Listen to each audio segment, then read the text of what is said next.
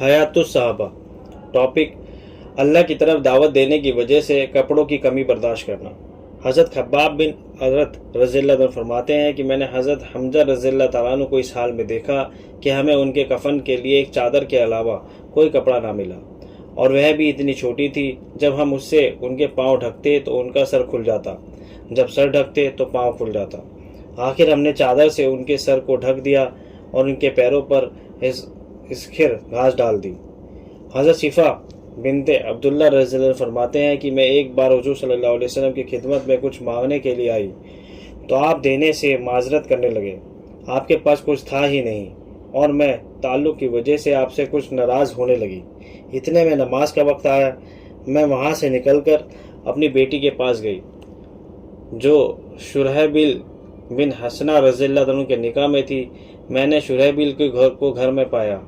میں نے کہا، نماز کا وقت ہو گیا ہے، تم ابھی تک گھر میں ہو، اور میں اسے ملامت کرنے لگی۔ اس نے کہا، اے خالہ جان، آپ مجھے ملامت نہ کریں، میرے پاس ایک ہی کپڑا تھا جسے حضور صلی اللہ علیہ وسلم ادھار لے گئے۔ تو میں نے کہا، میرے ماں باپ آپ پر قربان ہو، میں آج آپ سے ناراض ہو رہی تھی، اور آپ کی یہ حالت کہ کپڑے بھی دوسرے سے مانگ کر پہنا ہوا ہے اور مجھے معلوم نہیں۔ پھر حضرت شرحبیل نے کہا، وہ بھی ایک ایسی قمیض تھی جس میں ہم نے پیوند لگا رکھا تھا۔ حضرت ابن عمر رضی اللہ عنہ فرماتے ہیں کہ ایک بار حضور صلی اللہ علیہ وسلم بیٹھے ہوئے تھے، آپ کے پاس حضرت ابوبکر صدیق رضی اللہ عنہ بھی تھے۔ حضرت ابوبکر رضی اللہ عنہ نے ایک چوگا پہنا ہوا تھا جس کے گریبان میں اپنے سینے پر بٹن کے بجائے کانٹے لگا رکھے تھے۔ اتنے میں حضرت جبریل علیہ السلام تشریف لائے، حضور صلی اللہ علیہ وسلم کو اللہ کا سلام پہنچایا، عرض کیا، اے اللہ کے رسول صلی اللہ علیہ وسلم، کیا بات ہے؟ میں دیکھ رہا ہوں کہ حضرت ابوبکر نے چوگا پہن رکھا ہے جس کے گریبان میں بٹن کے بجائے کانٹے لگا رکھے ہیں۔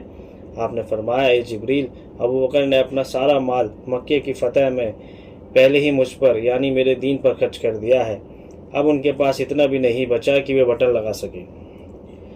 حضرت جبریل نے کہا، آپ ابوبکر کو اللہ کا سلام پہنچا دیں، ان سے فرمائیں کہ تمہارے رب تم سے پوچھ رہے ہیں کہ تم اپنے اس فقر میں مجھ سے راضی ہو یا ناراض۔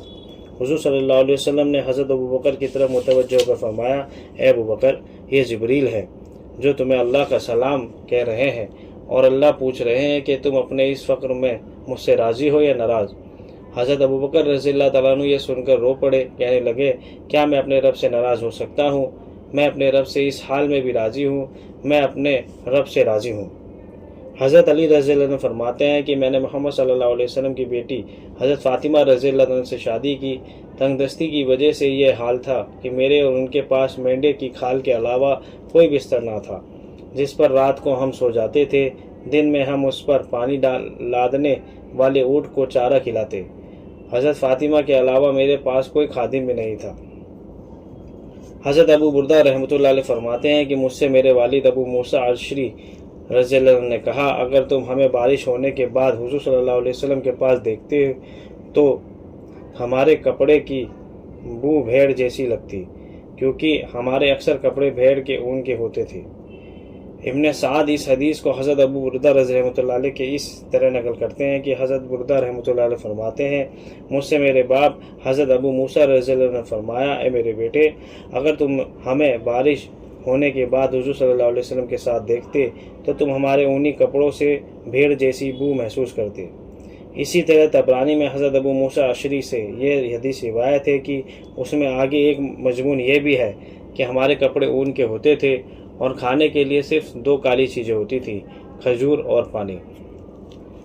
حضرت ابو ہریرہ رضی اللہ عنہ فرماتے ہیں کہ میں نے 70 اہل صفہ کو اس حال میں دیکھا کہ ان میں سے کسی کے پاس بھی بڑی چادر نہ تھی، یا تو لنگی تھی یا کمبل تھا، یا چھوٹی چادر تھی جسے انہوں نے اپنی گردن سے باندھ رکھا تھا۔ کسی کی لنگی آدھی پنڈلی تک ہوتی، کسی کے تخنے کے قریب تک۔ وہ لنگی کو ہاتھ سے پکڑ کر رکھتے تاکہ ان کا سطر نظر نہ آ جائے۔ حضرت واصلہ بن اسقع رضی اللہ عنہ فرماتے ہیں کہ اہل صفہ میں سے تھے، ہم میں سے کسی کے پاس بھی پورے کپڑے نہیں تھے، اور ہمارے جسموں پر میل اور غبار اتنا ہوتا تھا کہ جب ہمیں پسینہ آتا تھا تو سارے جسم پر میل اور غبار کی دھاریاں پڑ جاتی تھی۔ حضرت عائشہ رضی اللہ عنہ کی خدمت میں ایک آدمی آیا۔